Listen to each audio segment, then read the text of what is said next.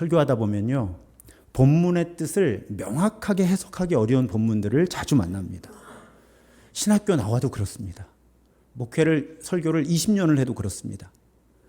주석들을 살펴봐도요, 심지어는 영어로 된 주석까지 살펴봐도요, 해석이 너무 다양한 데다가 이런 거예요. 제가 성도들에게 이 본문의 의미는 이겁니다 하고 해석을 해드리려면 적어도 그 주석이 저를 설득할 수 있어야 되잖아요. 그 해석이. 근데 그 주석의 그런 어마어마한 학자들의 그런 해석들이 저를 설득하지를 못하는 거예요. 이건 좀 그렇다. 이건 내가 교인들한테 자신 있게 소개하기 어렵겠다. 이런 일들이 자주 있습니다. 와닿질 않는 거예요. 이 본문은 이거구나. 사실 여러분, 제가 우리 교회에서는 자주 고백하잖아요. 그러면 설교자들은 사실 쉬워요. 그 본문 설교 안 하면 돼요. 교인들 아무도 뭐라고 안 그래요. 근데 우리 교회는 그럴 수가 없어요. 매일 기도해도 계속 통독을 하니 2023년에 그냥 건너뛰었어도 2024년에 또 만나니 어떡해요. 또 주일 설교는 성서정과에 다 정해진 부분대로 가야 되니까 제가 정할 수가 없잖아요. 그러니까 어떻게든 의미를 찾아내야 되는 거예요. 근데 그런 해석에 좀 이거다 하기 어려웠던 본문이 오늘 본문이에요. 눈이 몸의 등불인데, 그래서 눈이 성하면 온몸이 밝고 눈이 나쁘면 온몸이 어둡다. 사실 이 본문 가지고 한 2번 설교했어요. 그런데 이제 와서 고백하지만 자신 없게 설교했어요. 왜 자신이 없었는가 하면 사실은 본문을 정확하게 주석하기가 너무 어려운 거예요. 그래서 제가 선택했던 가장 그럴듯한 해석은 기억하시는 분들 계시겠지만 이 눈을 어떻게 해석했어요? 하나님을 또 세상을 자신을 바라보는 어떤 관점, 이렇게 해석을 한 거죠. 우리 왜 편견, 이것도 보다라는 뜻이잖아요. 견. 또 선입견, 이것도 본다는 견이잖아요. 그러니까 이 관점. 그러면 대략 해석이 돼요. 우리가 하나님을 바라보는 관점, 시선, 세상을 바라보는 어떤 관점, 시선, 나를 바라보는 관점, 시선이 왜곡되고 삐뚤어지고 잘못되면 삶이 어두워질 거 아니에요. 또 하나님과 세상과 나를 바라보는 관점이 깨끗하고 바로 잡히면 삶이 밝아질 거잖아요. 이렇게 제가 이 본문을 여러분께 해석을 해드린 거예요. 근데 그래도 석연치 않은 부분이 하나 남아있어요. 뭐냐면 다른 교회에서는 그런 거 별로 안 중요하게 생각하는데 우리 교회에서는 이 맥락을 또 중요하게 보잖아요. 그러면 제가 방금 해드린 해석이 일단 하는 걸림돌이 또 생기는 거예요. 왜냐하면 이 가르침의 위치, 이 오늘 본문 바로 앞에 어떤 가르침이 있는가 하면 네 보물을 땅에 쌓아두지 말고 하늘에 쌓아두어라, 이런 가르침이 있는 거예요. 보물. 그 다음에 바로 뒤에는 어떤 가르침이 나오는가 하면 하나님과 돈을 겸하여 섬길 수 없다, 이 가르침이 나오는 거예요. 그러면 아주 쉽게 풀면 앞에도 돈 얘기, 뒤에도 돈 얘기예요. 그리고 그 사이에 눈이 몸의 등불이라 눈이 성하면 온몸이 밝고 눈이 나쁘면 온몸이 어둡다는 가르침이 있는 거죠. 그러면 이 눈을 관점이라고 시선이라고 해석해도 문제가 생기죠. 왜 돈 얘기와 돈 얘기 사이에 관점, 시선의 얘기가 나오냐는 거예요. 성경 막 쓴 책 아니거든요. 성령의 감동으로 기록되었고 아주 오랫동안 교회가 편집을 했고 그 가운데 선택을 한 책이에요. 하나님의 말씀이라고. 근데 왜 돈 얘기와 돈 얘기 사이에 눈이 몸의 등불인데 눈이 밝아야 온몸이 밝고 눈이 어두우면 온몸이 어둡다. 이 가르침이 왜 들어갔을까? 이게 제가 해결이 안 된 부분이에요. 그동안. 제가 웬만큼 찾아봤겠어요. 못 찾겠다 꾀꼬리죠, 진짜. 그러다가 오늘 이 시리즈를 준비하면서 이 랍비 예수라는 책에서 저를 설득하는 논리를 발견한 거예요. 정답이라는 얘기는 아니에요. 저를 설득하는 논리가 나왔어요. 또 그럼 제가 우리 교인들한테 말씀드려야 되잖아요. 너무 기뻐서. 그러니까 돈과 돈 사이의 관점, 거기까지는 갔었어요. 그럼 이 관점도 돈에 대한 관점이겠구나, 사실은. 근데 이제 자신이 없으니까 그렇게까지는 해석을 못 해드린 거죠. 그런데 이 랍비 예수라는 책을 보니까 여러분, 유대인들의 언어 가운데 좋은 눈, 나쁜 눈이라는 관용 어구가 있는 거예요. 좋은 눈은 뭐냐면 다른 사람의 필요를 살피고 필요한 사람들한테 넉넉하게 나누어 주는 삶을 좋은 눈을 가졌다라고 유대인들이 그런 표현을 썼대요. 나쁜 눈을 가졌다는 건 자기 중심적이고 욕심이 많아서 주변에 아무리 힘든 사람이 있어도 나 혼자 잘 먹고 잘 살면 되지 하고 돈을 자기만을 위해 축적하고 사용하는 그런 삶의 방식을 나쁜 눈을 가졌다라고 유대인들이 그런 단어를 표현을 사용해 왔다는 거예요. 오랫동안. 그래서 예수님이 당시의 유대인들의 관용 어구를 사용해서 좋은 눈, 나쁜 눈을 말씀하셨다는 거죠. 이러니까 너무 깨끗해지는 거예요. 해석이. 근데 벌써 여러분의 눈빛을 보니까 약 30%의 분들이 의심의 눈초리로 그걸 어떻게 믿느냐. 좋은 눈, 나쁜 눈의 해석이 정말 그런 거냐. 근데 여러분, 제가 이번에 오늘 설교 준비하면서 충격을 받은 거예요. 성경에 이 정의가 써 있었어요. 아니, 제가 신도중앙교회 와서 2020년, 21년, 22년, 23년 4번을 통독 설교를 했고 올해 신약을 집중하고 있는데, 그럼 적어도 20년, 21년, 22년, 23년 제가 이 본문을 읽고 설교를 했다는 뜻인데 못 발견한 거예요. 이게 성경이 이렇게 어려워요. 성경에 이 해석이 나와요. 어디 나오냐면 잠언에 나와요. 창피하지만 저도 이번에 알았어요. 여러분, 잠언 22장 9절에 보면요. 선한 눈을 가진 자는 복을 받으리니 이는 양식을 가난한 자에게 줍니다. 이렇게 써 있는 거예요. 처음 보셨죠? 저랑만 통독 4번 하셨는데 처음 보시죠? 설교한 제가 처음 보는데 뭐 어떡하겠어요. 선한 눈을 가진 자는 양식을 가난한 자에게 주기 때문에 복을 받는다고 잠언에 써 있는 거예요. 이걸 왜 못 봤을까요, 그동안? 공부 안 하면 안 보이는 거죠. 나쁜 눈은 나와요. 잠언에. 28장 22절. 악한 눈이 있는 자는 재물을 얻기에만 급하고 빈궁이 자기에게로 임할 줄은 알지 못한다. 이렇게 써 있잖아요. 악한 눈이 있는 사람은 돈 욕심만 밝힌다는 거죠. 그러다 나중에 망한다는 얘기예요. 여기도 악한 눈이라고 있잖아요. 분명히. 눈이라는 단어를 쓰잖아요. 성경에 있었더라고요. 예수님은 이 언어로 말씀하신 거예요. 좋은 눈 갖고 살라고, 나쁜 눈 갖고 살지 말라고. 그러면 앞뒤 맥락까지 완벽하게 해석이 되잖아요. 아우, 제가 얼마나 속이 후련했는지 몰라요. 이거 해석해. 오늘 설교 준비하고. 있어요. 계속 찜찜하게 하는 본문들이. 모르는 건 아니야. 설교도 했어. 근데 뭔가 찜찜해. 이거 아닌 것 같고. 그 중에 하나를 저는 오늘 설교를 준비하면서 해결을 한 거죠. 제가 여러분, 책을 하나 정하고 설교를 하는 걸 어떤 분들은 그냥 목사님이 말씀 묵상하고 설교하시면 되지, 굳이 뭐 이렇게 책을 도움을 받아야 되나? 책의 도움을 안 받으면요, 목사 죽었다 깨어나도 성경 공부 안 되는 거예요. 이걸 제가 어디서 보겠어요. 공부하니까 보는 거지. 책을 정했으니까 그 책을 읽다가 보는 거죠. 그리고 그 단서를 가지고 성경을 뒤져보면 또 다른 것들이 연결되는 거예요. 공부하셔야 돼요, 여러분. 공부 안 하면 안 보이는 거예요, 이런 게 다. 그러니까 그래서 이제 다른 표현들도 찾아본 거예요. 그러니까 개역 개정 본문을 기준으로 하면 선한 눈이라는 단어는 여기 한 번 나와요. 그냥 잠언 22장 9절에. 한글 기준으로. 제가 원어까지를 뭐 분석할 시간은 없었고요. 악한 눈이라는 표현은 여기 잠언 외에 신명기 15장 9절, 또 잠언 지금 28장 22절이었는데 23장 6절에도 나와요. 몇 번 더 나오는 거예요. 악한 눈이라는 표현은. 근데 제가 찾아봤거든요. 그 맥락이 전부 어려운 사람에게 인색한 사람을 가리키는 표현으로 사용되는 거니까 이 랍비 예수라는 책을 쓴 사람의 연구 결과는 성경적으로 타당합니다. 좋은 눈은 다른 사람의 형편을 살피고 자기 가진 것을 나누는 사람이 좋은 눈을 가진 사람이고, 나쁜 눈, 악한 눈을 가진 사람은 나만 보는 사람인 거예요. 그러니까 내 필요만 보는 사람. 좀 확대해도 우리 가족의 필요만 보는 사람. 이게 나쁜 눈이라는 거예요. 이제 우리 교회는 이거 정리됐어요.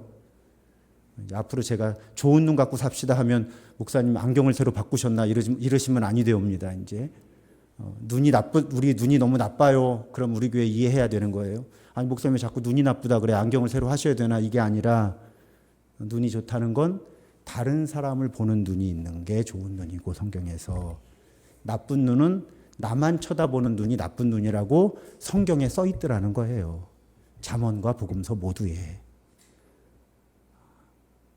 신학 석사 학위가 2개고 목회학 박사 학위가 있고 목사 한 수 받은 지 20년인 저도 이번에 알은 거죠. 근데 여러분 주의사항이 또 하나 있습니다. 우리 교회는 자상하게 알려드려야지. 새번역은요. 의역을 하느라고 이 눈이라는 단어를 날려버렸어요. 그래서 여러분 제가 자주 말씀드려요. 쉬운 번역이 좋은 번역이 아니에요. 쉬운 번역은 읽는 사람을 도와주느라고 의미의 상당 부분을 축소시키거나 성경이 본래 가지고 있는 그 액센트나 뉘앙스라고 그러잖아요. 그런 것들을 다 지워버려야 돼요. 그래서 우리 교회가 새번역을 자주 참고하기는 하지만 개역개정을 기준으로 하는 이유가 거기 있는 거예요. 쉬운 번역이 좋은 번역이 아니에요. 그러니까 새번역은 눈이란 단어가 아예 안 나오니까 새번역 성경으로 잠언을 읽으면 거기에 좋은 눈, 나쁜 눈이 안 나오는 거죠. 그러면 예수님의 말씀하신 좋은 눈, 나쁜 눈을 잠언에서 찾아볼 수가 없게 되는 거예요. 이런 부분이 있기 때문에 두 가지, 쉬운 번역이 좋은 번역은 아니다. 1번. 2번은 성경을 진지하게 읽으시려면 반드시 2가지 이상의 번역을 함께 읽으시는 것이 도움이 된다. 요즘은 인터넷에 다 보이니까. 대한성서공회 홈페이지 가면 무료로 대여섯 가지 성경 번역을 한 화면에 보여주니까 그런 필요도 있는 거예요. 자, 그러면 이제 좋은 눈, 나쁜 눈이 무엇인지 다 이해하셨어요. 그럼 조금 더 단어의 히브리어의 언어를 좀 더 설명해 드릴게요. 아예 이번 시리즈가 그런 취지니까. 여러분 히브리어에서 단어가 여러 차원의 의미를 갖는다. 반복해서 나오는 거잖아요. 그런데 중요한 게 뭐냐면 히브리어에서는요. 어떤 행동과 그 행동의 결과를 한 단어로 표현하는 거예요. 이게 무슨 뜻인가? 예를 하나 들어드릴게요. 지금 좋은 눈을 가졌다라는 게 본다라는 것뿐 아니라 누군가를 돕는다라는 행동까지를 의미한다고 말씀드렸잖아요. 히브리어가 그렇다는 거예요. 언어의 의미가. 근데 우리는 그렇게까지 생각을 못하는 거예요. 번역도 그렇고 해석도 그렇고. 그러니까 누군가를 본다는 건 그냥 보는 게 아니라 도와주는 것까지를 포함한다는 거예요. 그래서 여러분 우리 말 표현도 이런 의미들이 있어요. 하나님 저 좀 살펴봐 주세요 할 때 우리가 나 보고 있어 이게 아니잖아요. 그렇잖아요. 하나님 저를 좀 살펴봐 주세요. 저를 좀 봐주세요 하는 건 무슨 뜻이에요? 저를 좀 도와달라는 뜻이잖아요. 가만히 보니까 우리말도 그렇더라고요. 사실은. 내 말 좀 들어. 이게 지금 말을 들으라는 게 아니라 그 말에 따라서 움직여달라는 뜻이잖아요. 우리말도 그렇더라고요. 우리가 굉장히 지금 이 시대에 언어를 잃어버리고 있는 거예요.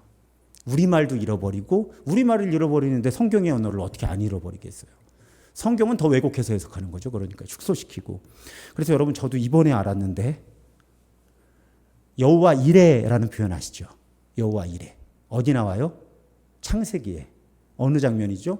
아브라함이 아들 이삭을 제물로 바치려고 했는데 하나님이 그렇게 하라고 하셔서 아들 이삭을 제물로 바치기 직전에 수풀에 걸려있는 순양 한 마리. 그래서 하나님이 이삭 대신에 제물을 준비해 주셨구나 해서 여호와 이레. 하나님께서 준비하셨다. 우리 그렇게 알고 있잖아요. 사전 찾아봤는데 여러분 이레라는 말의 어원이 보다예요. 보다라는 말을 준비하다라는 말까지 해석하는 거예요. 한 단어를. 상황에 따라서. 흐름에 따라서. 히브리어가 그런 거예요. 우리는 그냥 여호와 이레 하나님이 준비하신다는 뜻이야 이렇게만 아는 거예요. 근데 제가 찾아봤다니까요. 그랬더니 정말 이레라고 하는 단어는 어원이 보다라는 뜻이에요. 여호와 이레라는 말의 근본적인 의미는 하나님이 보셨다라는 뜻이에요. 근데 히브리어는 보다라는 단어가 그냥 보다라는 단어가 아니라 봤으면 뭔가를 해주는 동작까지를 포함하니까 이레라는 말이 준비해 주셨다라는 의미까지 갖는다는 거예요. 히브리어가 이렇게 의미가 다양하고 폭이 넓은 단어예요. 그러니까 여러분 이번 주일에도 말씀드릴 건데 스포일이긴 한데 생각났는데 어떻게? 우리는 믿음 하니까 그냥 내가 믿어 지적인 동의라고 생각하는 거예요. 근데 히브리어의 믿음은 동사예요. 내가 믿음으로 반응하는 행동까지를 믿음이라고 얘기한 거예요. 이거를 그냥 서구 사람들이 다 믿음과 행동 구분해 놓고 막 이렇게 해석해 준 거, 우리나라는 그냥 고민도 안 하고 믿음과 행함을 분리시켜서 그냥 그런가 보다. 성경의 언어에 믿음과 행함이 분리가 안 돼요. 언어 자체가. 여러분이 얼마나 우리가 그동안 성경을 왜곡해 왔는지, 저도 되게 힘들어요, 요즘에. 책 하나만 열면 다 잘못 배웠어. 얼마나 힘든지 몰라요, 저도. 여러분보다 제가 더 힘들어요. 저는 신학 석사 2개에 목회학 박사과정도 한 사람이라니까요. 설교를 30년을 했어요. 대학교 1학년 때부터 했으니까. 근데 책만 열면 모르는 거야, 다. 근데 이 책을 미국에서 언제 만들었나? 보면 30년도 더 됐어. 우리나라는 왜 안 가르쳐줘? 이런 답답함이 있는 거죠. 그러니까 주일에 말씀드리겠지만 믿음이라고 히브리인들이 사용할 때 그 믿음이라는 말은 행함이 분리될 수가 없는 거예요. 언어 구조 자체가. 보세요. 여호와 이레 보다라는 뜻에서 준비해 주다라는 말까지 나온다니까요. 근데 어떻게 믿음이라는 단어에서 행함이 분리가 돼요? 믿음이라는 성경의 언어는 믿고 신뢰하고 따라 살고 닮아가고 신실하게 그 뜻대로 이거 다 합친 말이라는 거예요. 근데 지금도 유치하게 믿음이냐 행함이냐 그러고 있단 말이죠. 이게 우리의 비극인 거예요. 이번 시리즈는 저한테 의미가 커요. 그래서 언어에 대한 생각을 제가 굉장히 좀 뭐랄까 위로를 많이 받았어요. 이 책을 읽으면서. 저는 가르쳐주는 사람이 없으니까 논리적으로 혼자 막 고민하다가 생각을 이렇게 만들었는데 이런 책들 보니까 다 학자들이 연구한 결과들이 있더라고요. 그러니까 이래도 보다에서 준비하다까지. 그렇게 넓은 의미를 갖고 있는 거니까 좋은 눈은 보고 도와주는 것까지. 나쁜 눈은 안 보고 안 도와주는 것까지. 안 보니까 못 도와주죠. 보이질 않는데 여러분 이 의미를 잘 파악하면요. 성경의 많은 사건들이 정리가 돼요. 오늘 원고에는 없지만 부자와 거지 나사로. 부자가 뭐 잘못했는데 지옥 가요? 나쁜 눈을 가졌던 거죠.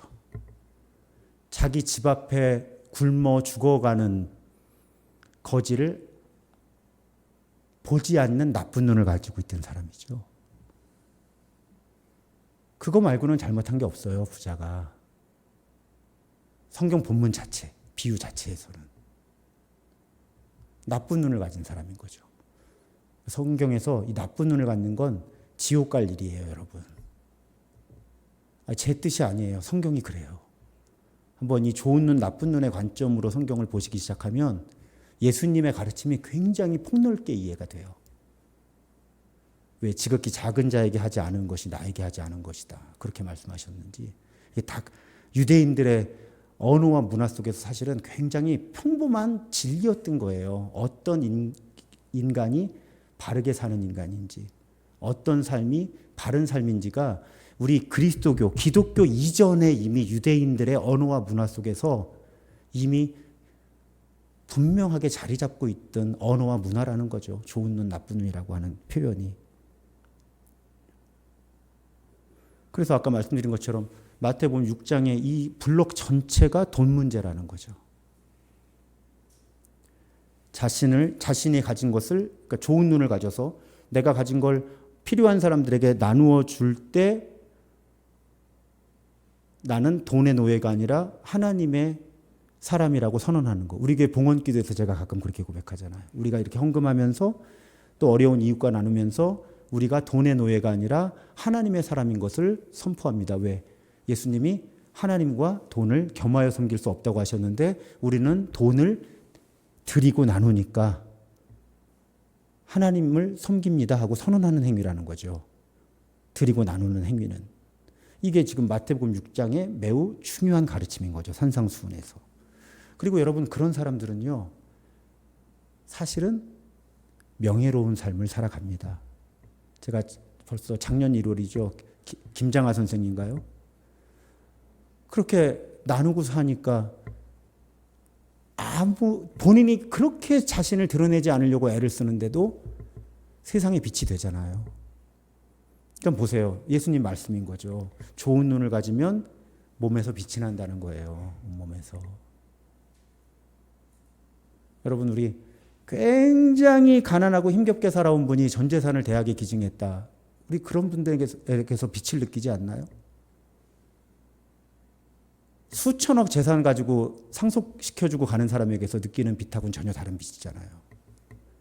예수님이 그 말씀하신 거예요. 좋은 눈을 가진 사람에게선 빛이 난다는 거예요. 적어도 저의 경험은 그래요. 장례식을 집례하다 보면 많이 남긴 분의 삶이 빛이 나는 게 아니라 많이 나눠주고 가신 분의 삶이 빛이 나는 건 맞아요. 반대로 여러분, 나쁜 눈 가지면 어때요? 심지어는 장례식에서 조문하고 밥 먹으면서도 말 듣는 분들 계시잖아요. 사후에. 저희는 자기만 알다 갔어. 가끔 그런 얘기 들려요. 이렇게 장례식 가서 앉아있으면. 저희는 돈 많이 벌어서 쌓아놓으면 뭐해. 자식들도 지금 적어가지고 싸울 거고. 어쩌면 그렇게 움켜쥐고 살다 갔대. 자기도 못 누리고. 보세요. 어둡잖아요. 예수님 그 말 하신 거예요. 되게 단순해요. 좋은 눈 갖고 살면 빛이 날 거다. 진짜 빛이 날 거다. 빛으로 가득한 몸이 될 거다. 나쁜 눈으로 살면 주변 사람들하고 하나님과의 관계도 다 차단되고 어둡게 될 거다. 결국은 예수님이 그렇게 말씀하신 거죠. 초대교회가 이 예수님의 가르침을 알았던 거예요. 왜냐하면 이 예수님의 가르침을 직접 배웠을 뿐만 아니라 성경 전체에 흐르는 가르침이잖아요. 그래서 여러분, 저는 자주 이 본문을 인용하죠. 사도행전 2장 44절 이하에 보면 믿는 사람이 다 함께 있어 모든 물건을 서로 통용하고 재산과 소유를 팔아 각 사람의 필요를 따라 나눠주며. 여러분, 초대교회가 이 일을 한 거예요. 왜? 좋은 눈을 가지게 되거든요. 성령이 임하면. 그러니까 성령이 임했는지 안 임했는지 사실은 좋은 눈을 가진 사람인지 나쁜 눈을 가진 사람인지 보면 알 수 있어요. 거짓말하지 마세요. 성령 받았으면 좋은 눈을 갖게 돼요. 다 티 나요. 척하지 마세요. 아무리 성령 충만한 척해도요. 나쁜 눈 가지고 사는 사람은 성령 충만한 사람 아니에요. 초대교회가 예수님에게 성경 배웠죠? 성령 임했죠? 너무 극적으로 좋은 눈을 갖잖아요. 다 팔아서 같이 썼대요, 그냥. 필요한 사람들 필요한 만큼 쓰게 했대요. 다일 공동체 초기에 최일도 목사님 뵌 적이 있는데 그 다일 공동체가 그렇게 했었어요, 그때. 그 공동체가 경제활동을 하잖아요. 그럼 그냥 그 돈을 다 모아요. 그럼 그게 1,000만 원이다. 이 가정은 대학생이 있으니까 조금 더 갖고, 이 가정은 그렇게 쓸 곳이 많지 않으니까 적게 갖고, 그게 다일 공동체가 추구하는 공평함이었던 거죠. 성경적이에요. 필요에 따라 나눠주거든요, 성경은. 아픈 사람 있으면 돈 더 필요하니까 더 주고 이렇게. 여러분 보세요. 예수님께 성경 배우고 거기에 성령이 임하니까 교회 전체가 좋은 눈을 갖게 되는 거예요. 우리는 이렇게까지는 못하겠죠. 하지만 알고는 있어야죠. 정말 성경을 알고 성령이 임하면 이렇게 되는 거예요. 내 거, 네 거가 없어지는 거죠. 이렇게 설교하면 인기가 없겠죠, 한국교회에서. 근데 그런 걸 어떻게 해요, 성경을 보면. 근데 교회가 그렇게 좋은 눈을 갖게 되니까 어떤 일이 일어나요? 47절 마지막에 주께서 구원받는 사람을 날마다 더하게 하셨다는 거예요. 여러분, 선교적인 삶에 있어서 다른 것보다 가장 강력한 힘은 좋은 눈에서 나옵니다. 그리스도인들과 교회가 좋은 눈을 가지면 그것만큼 선교적 자기력이라고 제가 표현하죠. 자석에 뭐가 와서 붙는 것처럼 선교적인 힘이 끌어당기는 힘, 선교적인 자석이 생겨요. 자기력이 생기는데 좋은 눈을 개개인과 교회 공동체 전체가 갖는 것보다 더 큰 선교적 자기력이 없는 것 같아요. 제가 볼 때. 아무리 교회가 모여서 뜨겁게 기도해도요. 거기서 나오는 선교적 자기력보다 아예 그 교회가 건물 팔고 가난한 사람들 주고 건물 없이 천막에서 예배드리면 훨씬 힘이 있을걸요 아마. 정말 성경과 성령에 따라서 좋은 눈을 가진 사람들, 좋은 눈을 가진 교회가 선교적 힘이 생긴다는 걸 사도행전은 분명히 보여주는 거예요. 우리가 그렇지 못했잖아요, 교회가 지금까지. 성경의 굉장히 중요한 가르침을 사실은 조금 묻어두었던 거죠. 예수님의 가르침, 사도행전의 증언들은 전부 명확하게 얘기하는 거예요. 두 가지 다 복받는다는 거예요. 좋은 눈으로 살면 결국 나에게서 빛이 날 거니까 내가 복받는 길이잖아요. 그런데 좋은 눈을 갖게 되면 하나님이 드러나서 선교적인 힘이 생긴다는 거예요. 거기서 우리의 좋은 눈은 그런 강력한 힘이 있다는 것입니다. 그래서 유대인들은 나눔을 크게 강조했다 그래요. 유대인들이 이게 칭찬하는 말 가운데 바알 체다카라는 말이 있는데 이 바알 체다카라는 말이 자선의 대가라는 뜻이래요. 이게 칭찬이래요. 최고의 칭찬. 이 바알 체다카가 어떤 삶을 말하는 거냐면 손을 활짝 펴서 궁핍한 사람에게 나눠주고 문을 활짝 열어서 나그네를 대접하는 사람을 바알 체다카라고 불렀대요. 활짝이라는 표현이 인상적이더라고요. 손을 활짝 펴서 어려운 사람을 나눠주고 문을 활짝 열어서 나그네를 대접하는 그런 사람을 전통적으로 바알 체다카라고 불렀고 굉장히 찬사였다 그래요. 그런데 유대인들이 다른 사람을 도울 때 저도 이번에 배웠어요. 게미룻 하사딤이라는 말을 한다고 그래요. 이렇게 도와야 된다고. 게미룻 하사딤. 우리말로 번역하면 사랑 어린 선행이라 그래요. 근데 이 게미룻 하사딤을 일반 구제하고 어떻게 구분을 하느냐 이 책에 보니까 그런 예를 들어요. 미국이니까 미국식 예를 들면 이렇게 되는 거죠. 홈리스, 그러니까 노숙자가 있는데 아침 사 먹으라고 10불을 주면 자선이라는 거예요. 그냥 구제. 근데 이 게미룻 하사딤이 되려면 그러니까 사랑 어린 선행이 돼서 더 한 단계 높은 좋은 눈을 갖게 되려면 이 사람 데리고 맥도날드를 가야 된다는 거예요. 맥도날드 가서 햄버거를 같이 먹어야 된다는 거죠. 왜? 사실은 미국에서 이거 굉장히 논란이었어요. 제가 미국에 있을 때. 왜? 10불을 주면 이 사람이 그걸로 햄버거를 안 사 먹고 마약을 살 수 있으니까. 또 돈을 주는 것하고 밥을 같이 먹는 건 다르잖아요. 미국에서 사실 그런 예화가 있었는데 이분이 이제 유대인들을 예를 들면서 유대인들이 생각하는 더 높은 수준의 사랑의 실천 혹은 오늘 설교의 맥락에서 좋은 눈을 갖는 건 게미룻 하사딤, 사랑 어린 선행을 하는 것이다. 노숙자에게 10,000원을 주는 게 아니라 설렁탕 한 그릇을 같이 먹어주는 거다. 그걸 중요하게 생각했다는 거죠. 그래서 우리 교회도 삶의 규칙에 뭐가 있어요? 돈의 사용 문제도 있지만 교회 안에서의 섬김 문제가 있고 교회 밖에 나가서 어떻게 선교할 거냐 내가 손발을 가지고 어떻게 이 사회의 정의와 생태계 문제라든지 이런 것에 참여할 거냐를 꼭 삶의 규칙에 제가 넣어두잖아요. 가만히 보니까 이게 저도 모르는 사이에 게미룻 하사딤의 실천이었더라고요. 교회가 돈으로 도울 수는 있어요. 하지만 더 높은 수준의 나눔과 섬김은 다만 한 달에 1시간이 되더라도 우리가 직접 가서 뭔가를 돕는 거죠. 그것이 사랑 어린 선행이에요. 그래서 지금 뭐 사랑의 도시락도 한 그룹 더 늘었다 그러고 조금씩 우리 교인들에게서 그런 의식과 실천이 느리지만 이렇게 늘어나는 흐름에 있어서 담임 목사로서 기쁜 거죠. 왜? 진짜 돕는 건 돈으로 돕는 걸 넘어서는 것이 좋으니까. 그런 수준으로 나아가도록 유대인들은 문화 가운데서 게미룻 하사딤 외우기도 어려워요. 사랑 어린 선행을 강조해 왔다는 거죠. 한 가지만 더 말씀드릴게요. 이 랍비에세를 읽다가 제가 평소에 생각하던 것 굉장히 동의할 만한 내용들을 소개하는 거예요. 지나치게 검소하려고 하지 말라는 거예요. 왜? 지나친 검소함은 인색함으로 연결될 수 있어서 다른 누군가에게 정당한 대가를 지불하지 않게 한다는 거죠. 그러니까 여러분 우리 너무 싸게 사는 거 좋아하면 안 돼요. 제가 우리 관리부장님도 계시지만 처음에 우리 교회 와서 이제 관리부장님이 외부에서 업체들도 선정하시고 이제 교회 여러 가지 일들을 할 때 제가 반복해서 말씀드렸어요. 깎으려고 하지 말고 정당한 대가를 지불했으면 좋겠습니다. 교회가. 왜? 그분들은 그 활동을 통해서 경제 활동을 하는 거잖아요. 그리고 제가 가끔 말씀드리죠. 정당하게 내야 할 세금을 내야 되는 거예요. 우리가. 저도 정당하게 세금 내려고 노력해요. 우리가 지나치게 인색하려고 하는 행동은 오히려 누군가에게 피해를 줄 수가 있잖아요. 어려운 사람을 더 어렵게 할 수 있는 거예요. 특히 오늘날의 우리나라 경제 구조가 완전히 피라미드 형태이기 때문에 조금 여유가 있는 사람이 더 아끼려고 하면 그 밑에 단계에서 경제 활동하는 사람들에게 그 압박이 가중되거든요.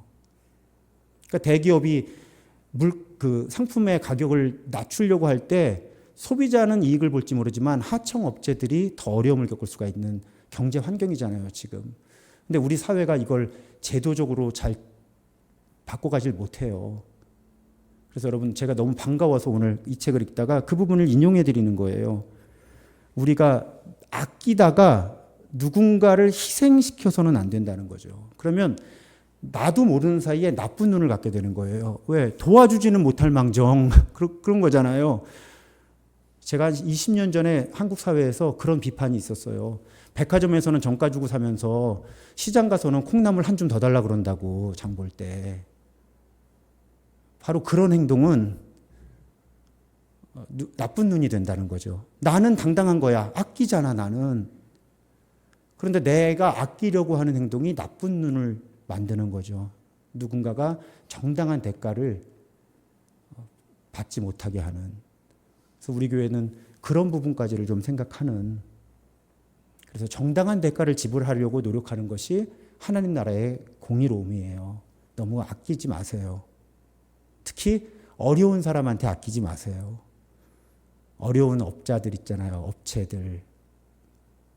너무 아끼려고 하지 마시고요. 정당한 대가를 지불할 수 있도록, 그것도 좋은 눈을 갖는 하나의 방법이죠. 그래서 지난 주일에 우리 주보에 뭐 배웠어요? 공정무역. 세계 차원에서도 지금 정당한 대가를 지불하지 않고 싼 걸 추구하니까 어려운 나라의 어린이들이 학교에 가지 못하고 손가락이 잘려가면서 밥을 굶어가면서 운동화 만들고 옷 만드는 거예요. 사람들은 싸게 산다고 좋아하고 입을 옷이 없어서 옷을 사러 다니는데 옷이 싸니까 더 많이 살 수 있고, 근데 그 싼 옷을 만드느라고 어린이들이 다치고 장애를 갖게 되고 죽어가고 있는 거죠. 지금 어떤 나라에서가. 우리는 그런 의식도 가져야 돼요. 하나님의 사람들이라면.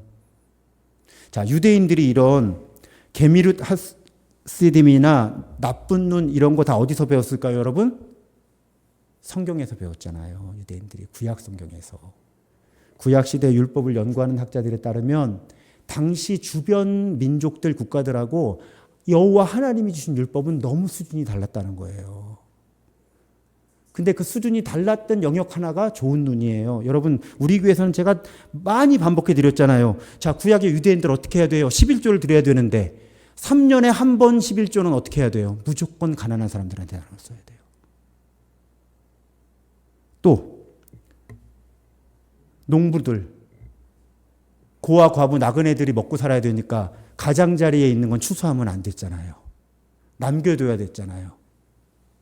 또 추수하다가 떨어뜨리는 거 있으면 다시 주우면 안 됐잖아요. 힘든 사람들이 먹고 살아야 되니까. 가난한 사람들에게 이자 받으면 안 됐죠? 이게 다 하나님 주신 율법이에요. 또 7년 동안 못 갚으면 어떻게 해야 돼요? 무조건 빚 탕감해 줘야 돼요. 그게 안식년이에요. 자, 땅을 절대로 팔면 안 돼. 왜? 이건 하나님이 주신 거니까. 근데 어쩔 수 없이 팔았어. 어떻게 해야 돼요? 희년이 돌아오면 묻지도 따지지도 말고 원래 소유주한테 돌려줘야 되는 거예요. 지금부터 2000년 전에 고대 시대에 여호와 하나님이 우리에게 주신, 하나님의 백성들에게 주신 삶의 원칙이에요. 여러분, 이거 사회주의 아니고요. 성경이에요. 이상한 목사님들이 자꾸 이런 얘기하면 사회주의라고 그러는데 저는 성경 부분을 그대로 얘기하고 있는데, 지금 이런 문화 속에서 유대인들이 살아온 거잖아요. 물론 지금이야 그 사람들이 유대교라 그래도 이 정신을 얼마나 지키는지 모르겠어요. 제가 볼 때 안 지키는 것 같아. 이 정신을 지키는데 어떻게 팔레스타인에서 그럴 수가 있어요. 하지만 적어도 우리는 알 수 있죠. 유대인들의 언어와 문화 구조 속에서 다른 사람을 돕는 삶의 태도를 중요하게 여긴 건 하나님 때문이에요. 하나님이 주신 말씀 때문이고. 그럼 우리 그 말씀대로 사는 사람들이니까 우리도 좋은 눈의 사람들이 되어야 되는 거죠. 물론 우리 안에 계신 성령께서 이루시는 일이지만 우리 막 저항하지 말고 그냥 성령께서 하라 그러시면 그냥 못 이기는 척하고 이렇게 좋은 눈을 갖고 사는 거죠. 여러분 오늘 좋은 눈에 대해서 배우셨습니다. 여러분 좋은 눈 갖고 싶으세요? 솔직히 그냥 나쁜 눈으로 살고 조금 더 갖고 살고 싶은 마음도 있으시죠? 적당히 나쁜 눈, 적당히 좋은 눈. 맞아요. 우리 그럴 수밖에 없는데 그래도 우리 성경의 사람들이고 성령의 사람들이면 의식은 깨어야죠.